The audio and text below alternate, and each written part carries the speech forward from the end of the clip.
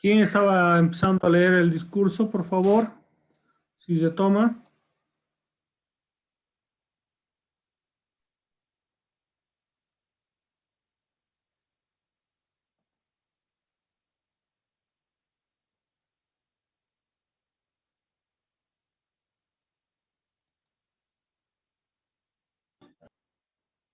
Solo deben colocar una vez en el chat sus nombres, no cada vez, por favor.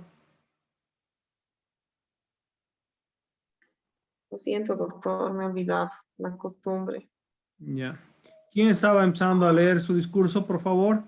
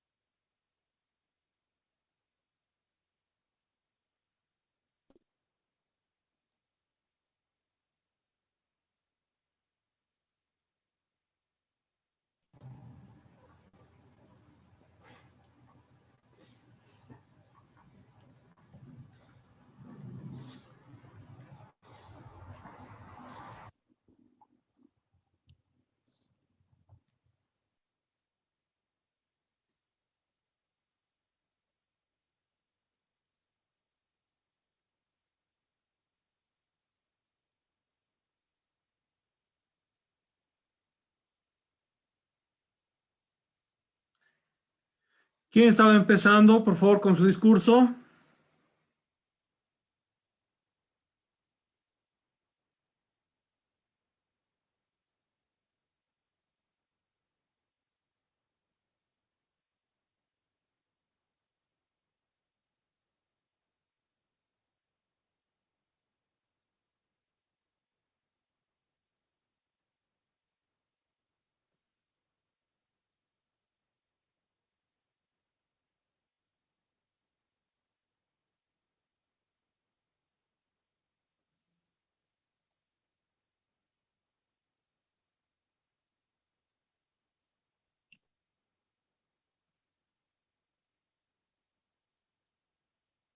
Garavito.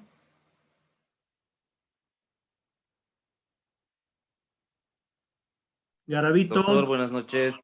A ver su discurso. Doctor, buenas Doctor, noches. le rogaría un momento, doctor. Estoy en un momento en mi trabajo con relevo. En unos 15 minutitos, doctor, por favor. Ya. Doctor, se me ha cortado hace rato. Sí, sí. Continúe, Bueno, por la favor. clase, ¿no? Sí, lo que le escuchamos. No sé desde dónde se ha cortado porque yo seguí hablando. Nuevamente, desde el principio, no hay problema. Está bien, doctor. El discurso que yo voy a dar hoy es sobre los problemas de la autoestima. Tengan ustedes muy buenas noches. Es grato para mí presentarles el tema que escogí para poder ser expuesto ante ustedes. Hoy les voy a hablar sobre la autoestima. Uno de los problemas que se ha estado viviendo más presente en nuestra sociedad, tanto en los adultos y también en nuestros jóvenes. Este es de gran preocupación debido a su diferente manifestación de las personas. Antes de dar inicio a nuestra exposición, empecemos definiendo el concepto de qué es autoestima. Sabemos que es aquel cariño que debemos tener hacia nosotros mismos, el cual nos indica cuánto nos valoramos y nos aceptamos. También está definida como la confianza personal que tenemos para pensar, decidir, actuar y aprender a elegir y resolver problemas. Y lo más importante, el respeto hacia uno mismo. Todo esto se ve plasmado en las actitudes que tenemos ante las diferentes situaciones que se nos presentan en la vida y en nuestro diario vivir. Estas pueden estar relacionadas con problemas tanto amorosos entre parejas, problemas en lo físico y problemas psicológicos. Es necesario que sepan que la autoestima no es algo estático ni físico, pues esta se va construyendo y va cambiando en el transcurso de la vida. Desde la infancia vamos formando una autoimagen, es decir, una imagen mental que la persona tiene de sí misma. Gran parte de esta autoimagen se basa en creencias que tengamos de nuestras cualidades, de la convivencia que tengamos con las otras personas y de las experiencias ya vividas. Pero te preguntarás, ¿por qué es tan importante la autoestima? Pues el autoestima es importante porque la imagen que tengamos de nosotros mismos influye en la forma en cómo vivimos nuestra vida. A continuación, voy a hacer una clasificación de las personas con el autoestima alta y las que tienen la suficiente autoestima, los que no tienen la suficiente autoestima. Las personas con autoestima alto tienen mejores relaciones sociales, tienen una facilidad para solucionar sus problemas y alcanzar sus metas. Pedir apoyo a sus padres o amigos cuando lo sea necesario y mejorar su rendimiento académico y también laboral. Por el contrario, las personas con un bajo autoestima no se sienten aceptadas por los demás, que no, según ellos no sirven para nada, que no les gusta nada y mantienen haciéndose juicios constantes sobre su actuar y sin capacidad necesaria para lograr sus objetivos. Ahora bien, en la construcción de la autoestima no solamente participamos o participan la persona que tiene este problema. En este proceso intervienen muchas otras personas que tienen un papel muy significativo, como los padres, los maestros, tus amigos y también familiares, donde su aporte puede influir de una forma positiva y negativa. Sin embargo, existen dos preguntas básicas que debemos realizarnos, los cuales son como nos ven y nos tratan las demás personas y cómo nos vemos nosotros mismos. Ellas impactan directamente tu autoestima. Por ejemplo, cuando los padres dedican más tiempo a criticar a sus hijos en vez de felicitarlos, cuando estos solo merecen que les digas que todo va a estar bien y que no hay problema si en algún momento se llegan a equivocar. Con el tiempo, esta voz negativa afecta tanto a nuestra autoestima como si esta fuera criticada. Ella realiza, perdón, como si esta crítica eh, fuera realizada desde el exterior. De modo similar, sucede cuando las expectativas son poco realistas y no admiramos las cualidades que cada uno tiene. Esto nos permite tener otra concepción diferente de sí mismo y a la vez no podrás realizarla. Por esta razón, aparecen problemas como el odio a sí mismo, el perfeccionalismo, el no sentirse bien con su imagen corporal y el de complacer a la gente. Ahora analicemos cada una de ellos. Aprenderemos a identificar y les daré un consejo muy práctico para que puedas mejorar estos problemas. Empecemos por el odio hacia uno mismo, el cual critica y juzga. Todo lo que hace donde aparecen sentimientos de ira y frustración, deja atrás la capacidad de perdonar hasta los más mínimos errores. Por el contrario, debes modificar tu lenguaje. Desplaza de tu mente esa voz negativa y ponte de pie a la construcción de nuevos pensamientos positivos. Gracias, doctor. Ya. Muy bien. Bueno, felicidades a las personas que se han animado. Sin duda es el primer paso en la oratoria, perder el miedo. Lo ideal hubiera sido, digamos, un discurso aprendido, pero lo hemos hecho leyendo. Ahora quisiera ver un poquito, en el buen sentido de la palabra, quisiera ver algunas autocríticas respecto a los discursos que hemos escuchado. No vamos a decir de nadie en particular, sino de todos en general, ¿no? ¿Cuáles han sido los errores? ¿Cuáles son las virtudes? ¿Cuáles han sido los defectos de estos discursos? A ver, ¿quién se anima? Sí, Algunas doctor. veces criticar nos resulta más fácil, ¿no? A ver, Sí. Doctor, Ana María, ¿cómo está Ana María? La yo escuchamos. no voy a hacer una crítica, sino una opinión mía, ¿no? O sea, no sé, es mejor no tomarlo como crítica. Simplemente digo que no suena a discurso, sino suena a una lectura de elaboración de un tema y no está dándonos el reflejo de ese ímpetu que tiene un discurso y de los objetivos que abarca o analiza un discurso. Esa es mi opinión. Ya, justamente, ¿no? Cuando es una lectura, es lineal.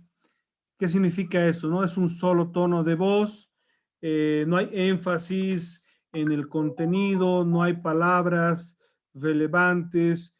En realidad, desde la introducción, el desarrollo hasta sus conclusiones, ha aparecido simplemente un solo texto. Dentro de la lógica, un discurso tiene que enfatizar, tiene que haber emoción de lo que se está diciendo. Ha habido temas muy bonitos, muy interesantes, ¿no? Incluso la felicitación al Día del Padre, eh, podía habérsele dado mayor énfasis en algunos aspectos, darle incluso hasta sentimiento, ¿no?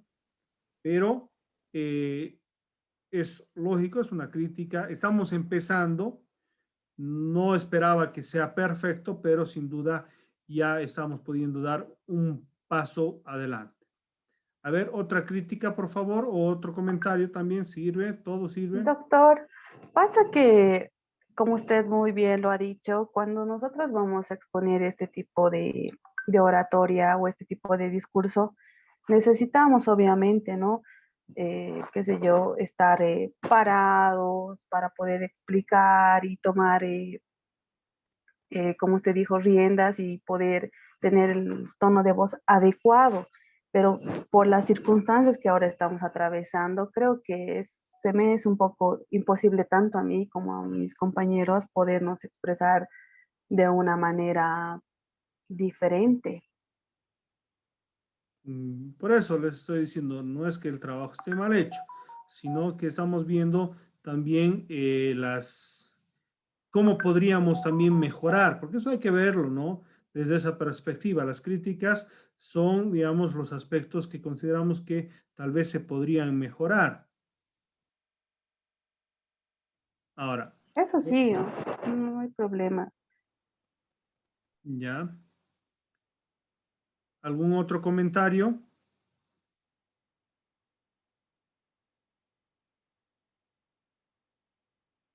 ¿Nadie más?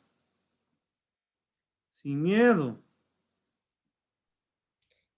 Yo creo, doctor, que varios discursos ha faltado la conclusión, llegar a un punto o dar el punto de vista de la persona, pero estuvo bien, ¿no? Pero yo creo que más o menos en dos discursos faltaron la conclusión.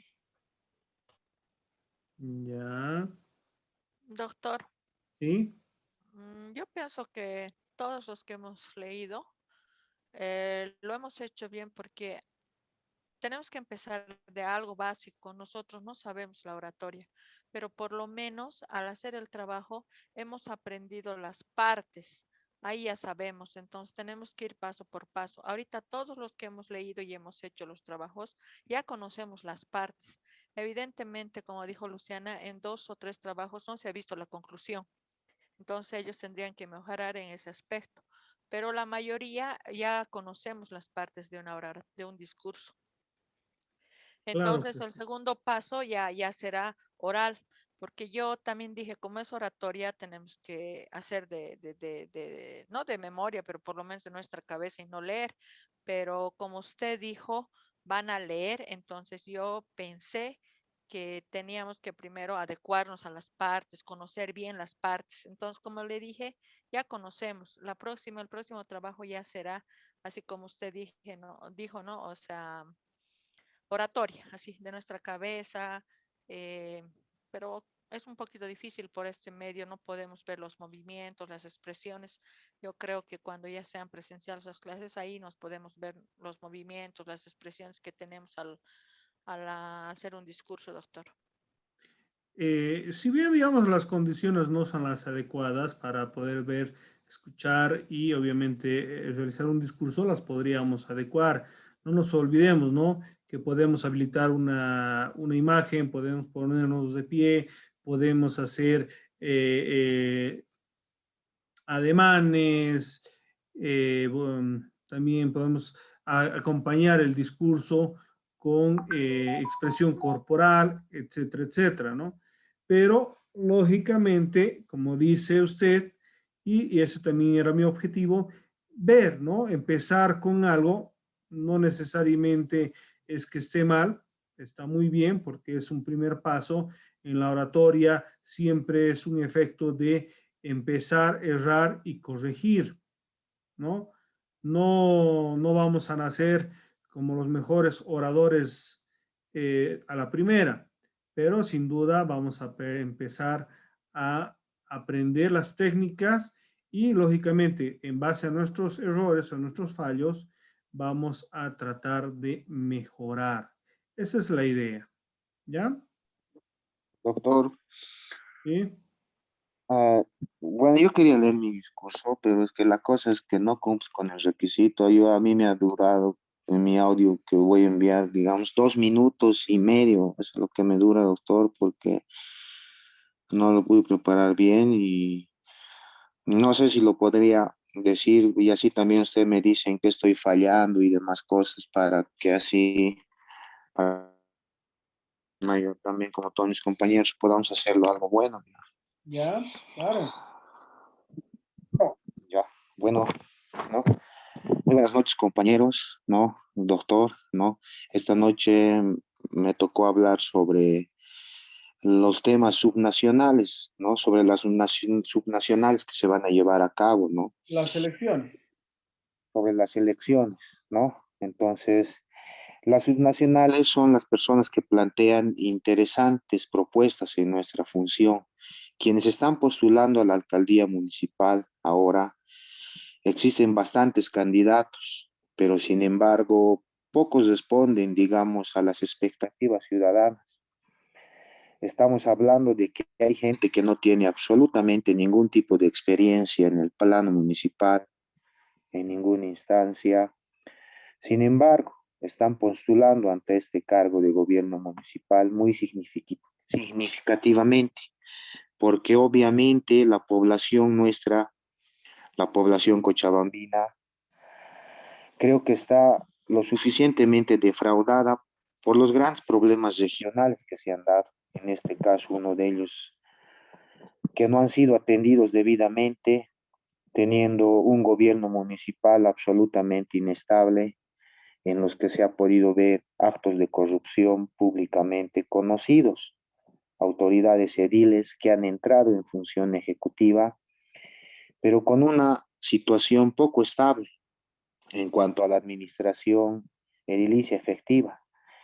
Esta suplencia y esta puja de posiciones encontradas no han resultado intereses encontrados no eficientes en la ciudadanía cochabambina, pues a Cochabamba no le ha ido muy bien porque no han atendido grandes problemas que tenemos aún, por ejemplo, el tema del transporte público, el tema del servicio de agua potable, el tema de la basura, que ha sido un motivo de chantaje permanente, ¿no? Poniendo en riesgo a la ciudadanía en un enorme riesgo sanitario. Entonces, yo creo que en estas elecciones o las próximas, la gente tiene que pensar con la debida cautela quién la pueda ofrecer alguna posibilidad de un desarrollo sostenible, sosteniendo a la sociedad cochabambina, quien pueda garantizar un libre ejercicio municipal, ¿no? Y sobre todo estable y que obviamente genere un bienestar social a todo el colectivo social.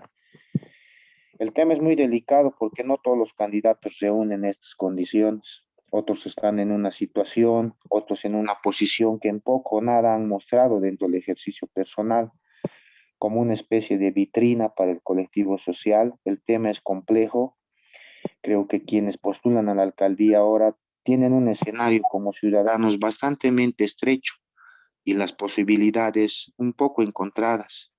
¿Quién puede ser la persona que maneje un perfil interesante y asegure a la ciudad de Cochabamba que todos estamos esperando, ¿no? Desarrollo humano, humanístico, cultural y sobre todo un desarrollo social. Espero que haya tenido la atención de todos ustedes y gracias por su atención. Ya, está bien. Bueno, Jonathan, especialmente tienes que cuidar, hay una muletilla que tienes en tu expresión, es una negación, no, dices, repites, que es normal, hay personas que la tienen, pero tienes que identificarla y evitar repetir esto, ¿ya? Por lo demás, está muy bien. Como les decía, estamos empezando, ya más adelante vamos a ir perfeccionando y ojalá podamos hacer esta práctica al final del semestre para ver cuánto hemos mejorado, ¿ya? ¿Algún comentario tal vez para continuar con nuestro contenido?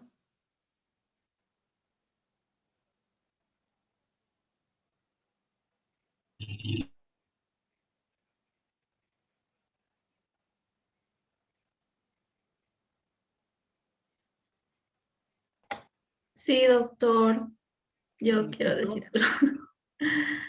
Yo creo que también es muy importante para un discurso saber elegir el tema. No solamente elegir el tema para explicarlo o para investigarlo, sino para sentirlo y para hacer que las otras personas lleguen a ese punto que quiere llegar el que está haciendo el discurso y hacerlo con sentimiento y para hacer reflexionar. Y a lo que vi de mis compañeros es que pareciera como si lo hubieran hecho por hacerlo muy bien, por hacerlo, no sé, para tener una buena nota y no es lo que sentían, a mi parecer. Ya. A mi parecer. Ahora, también hay que ver, ¿no? Yo les he pedido justamente para ver todas estas circunstancias, les he dado a elegir a cada uno de ustedes un tema, cualquiera. Dentro de la lógica tenían que haber buscado un tema de su interés, que pueden sacar, digamos, una cierta emotividad, algún sentimiento, ¿no? Pero ojalá me equivoque, muchos simplemente han buscado un discurso ya preestablecido y bueno, ya con eso ha sido suficiente. Incluso alguno ha leído algo que yo ya había escuchado con anterioridad. Pero, como les digo, o sea, la intención es lo que cuenta y empezar es importante, ¿no? Dentro de la idea, un discurso tiene que empezar con un contenido que queremos expresar, algo que salga de nosotros. Hay varias palabras que han ido señalando que no creo que las utilicen diariamente. Algunas palabras son muy prosaicas, si vale el término, que en una charla común no se las utiliza, pero bueno, está bien, ¿ya? Lógicamente hay que tratar de elaborar. La próxima vez que les pida un discurso, traten de elaborarlo ustedes con sus palabras, lo que utilizan, cómo se expresan, ¿no? Obviamente no utilizar modismos que dentro de un discurso tampoco está permitido. Bueno, vamos a ver los principios de la oratoria, aunque habíamos visto algunos, pero un poquito más desarrollados.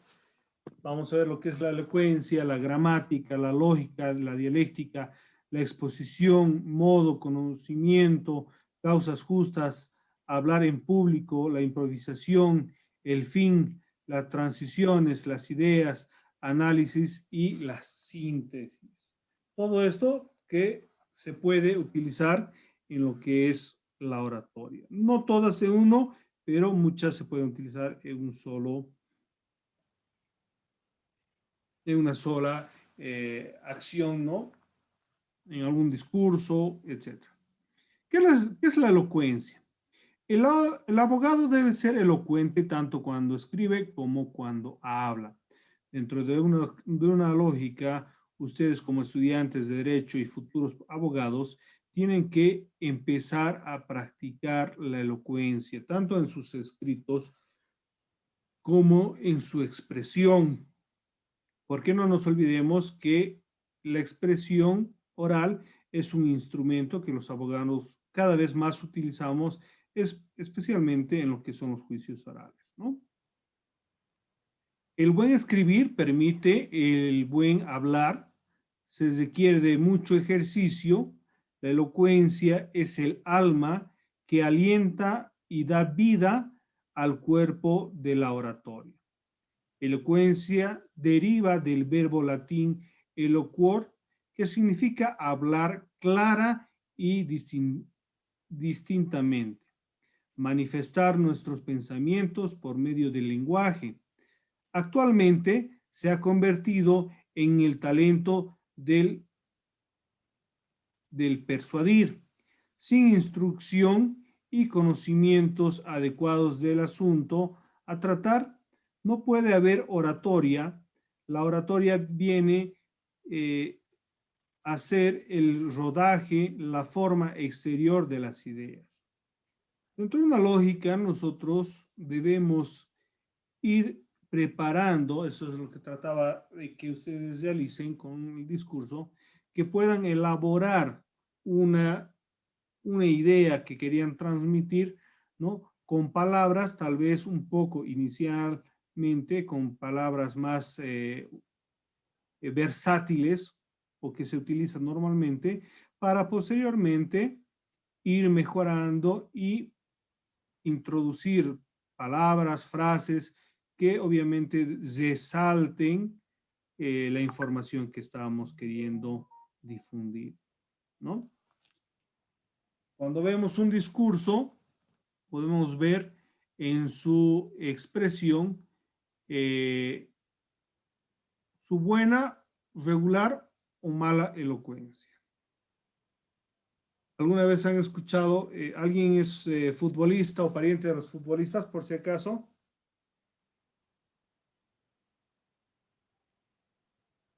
Esto sin desmerecer, ¿no? Ellos son profesionales en el deporte, pero muy poca expresión tienen ellos. Cuando uno escucha, por ejemplo, la entrevista que se realiza a un futbolista, muchas veces no sabe qué señalar, qué decir, y lógicamente no maneja lo que es la elocuencia.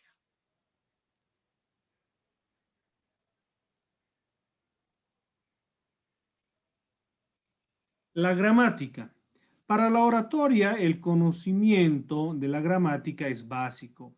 Eso le permite evitar las incorrecciones en el empleo de ciertos verbos irregulares, en la acentuación de las palabras, en el empleo de ciertos plurales, en que cambia la acentuación de las palabras, en el fluir de las ideas, es donde concentrará su atención el orador, ya que si la preocupación sobre el fondo del discurso se ha de agregar la minuciosa valoración previa de cada palabra.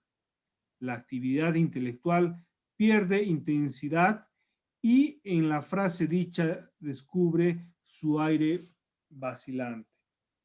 De gran utilidad será el conocimiento de los sinónimos que permitirán repetir o insistir en la misma idea, variando con habilidad la palabra sin cansar al auditorio. Sin duda, cuando realizamos un discurso, y queremos señalar un aspecto, por ejemplo, en el caso del Día del Padre, normalmente se va a utilizar ciertas palabras que califiquen a esta persona. Entonces, cuando estemos hablando de la misma persona, tendremos que utilizar justamente palabras que nos ayuden a no ser tan reiterativo ni repetitivo para hacer comprender la idea fundamental que se quiere dar. Esto, gracias a la gramática, nos va a ayudar, lógicamente, a una mejor expresión oral. La lógica, muy importante para el informe forense, porque la lógica es la ciencia analítica de las operaciones del entendimiento humano y se ocupa de la formación regular de las ideas y juicios y raciocinios para llegar seguramente a la consecuencia de la verdad. Dentro de una lógica, cuando estamos hablando en el ámbito jurídico, nosotros tenemos que hablar con consecuencia, dirección, ¿no? De lo que estamos hablando para llegar al objeto que tenemos que acentuar. Si estamos hablando de la libertad o estamos hablando de la inocencia de una persona, tenemos que empezar señalando ciertos argumentos que nos pueda permitir llegar al fondo del contenido que queremos expresar, ¿no? El derecho es una ciencia constituido por una serie de principios fundamentales de carácter abstracto y universal, que en cada informe se han de desenvolver hasta la última consecuencia aplicable. El derecho pone de manifiesto los fundamentos de la defensa y la lógica le da la guía para aprovecharlos en el método y coordinación de sus razonamientos. Cuando queremos hablar o realizar un sustento en un juicio oral sobre los argumentos de la defensa que queremos señalar, tendremos que ser coherentes en nuestra expresión, dar una secuencia de inicio a fin, ¿no? Y el mismo discurso, por su propio peso, nos lleve al destino que estamos buscando. Si lo hacemos así, vamos a tener una buena oratoria, ¿no? La lógica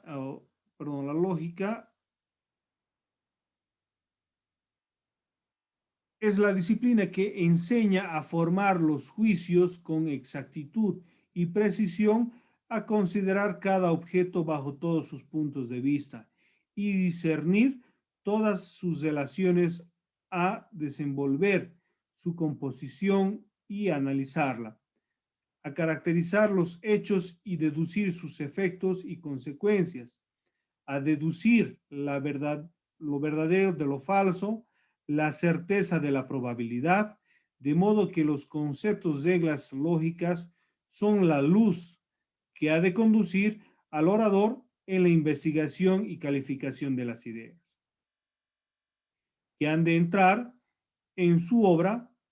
Y finalmente, de la lógica es de arquitectura total de la inteligencia, el método ordenador del informa, sometido a una reacción armonía, incluyendo también la abstracción, la generación, la inducción, la división y la demostración. La dialéctica es el tipo cierto y seguro para calificar y comprobar la verdad sobre toda clase de ideas o hechos. Ya Aristóteles nos decía que la esencia de la oratoria es la dialéctica, es la palanca motriz del convencimiento y a la vez el arma fuerte con que el orador se ha de dirigir al ánimo judicial para persuadirlo y el escudo invulnerable con que puede ser frente a los tipos sofísticos. Dentro de una lógica, utilizando estos principios, nos van a ayudar a mejorar nuestra oratoria. Utilizando cada uno de estos, va a ir coadyuvando a que seamos mejores.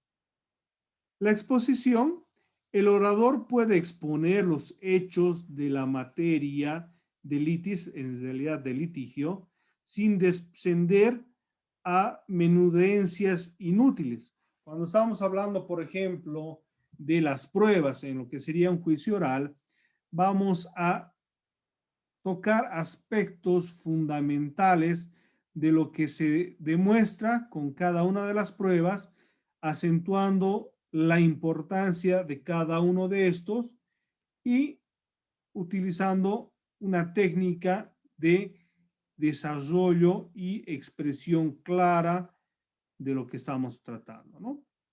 Y al mismo tiempo debe de animar su exposición haciendo uso de figuras o imágenes sencillas y valiéndose de periodos cortos. Dentro de una lógica, cuando estamos haciendo la expresión en lo que puede ser un proceso, tenemos que cuidar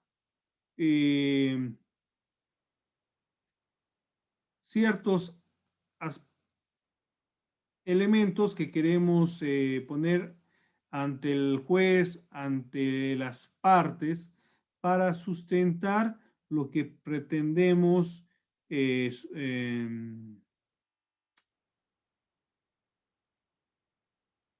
argumentar en lo que será el proceso, ¿no? Tanto sea en la defensa como en la acusación.